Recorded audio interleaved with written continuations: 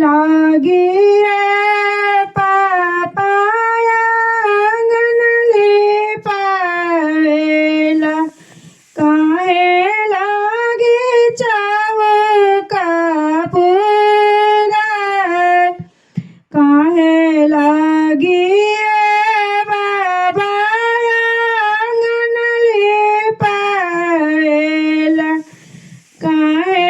लागी चाव कापुरा काहे लागी पापा सोना दाना कइला काहे लागी दिया कइला दान काहे लागी पापा सोना दाना कइला काहे लागी कइला दिया दान गे बेटी अंगनले पाइला शोभे के लगे बेटी अंगनले पाइला चमकन के चौका पुराय शोभन के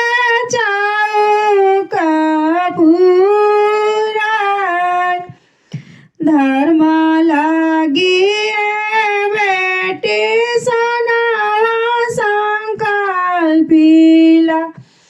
दान लागी बेटी सोना संकल्पिला धर्म लागी बेटी कइले दान धर्म लागी बेटी कइले दान रोएली सुनार बेटी नैना चुएल रवाया जुआ चारा भी जे जाए जुआ चारा भी जे जाए छूटत बाड़ी मामिया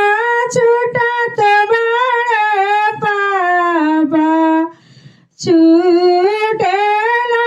सखियन के संग छूटेला सखियन के संग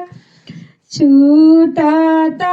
बाड़े हो भैया वीरनवा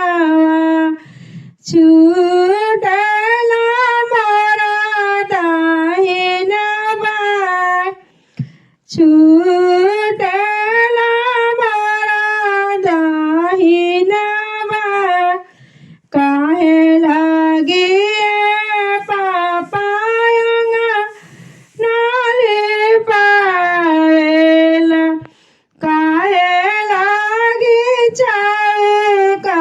पुराय काहे लागी चौका पुराय काहे लागी भैया सोना दाना कइला काहे लागी धारिया गिराय काहे लागी धारिया गिराय शुभ लागी वाहिनी अंगनले पाइला चमके लागी चौका पुराय चमके लागी चौका पुराय शोभा लागी बेटी सोना संकल्पिला सुख लागी बहिनी सोना संकल्पिला धर्म लागी धारिया गिरा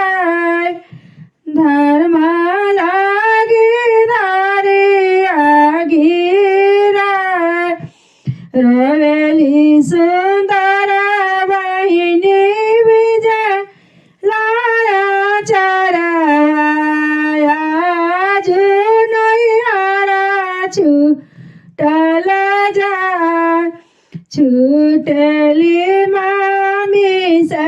छुटला पापा छु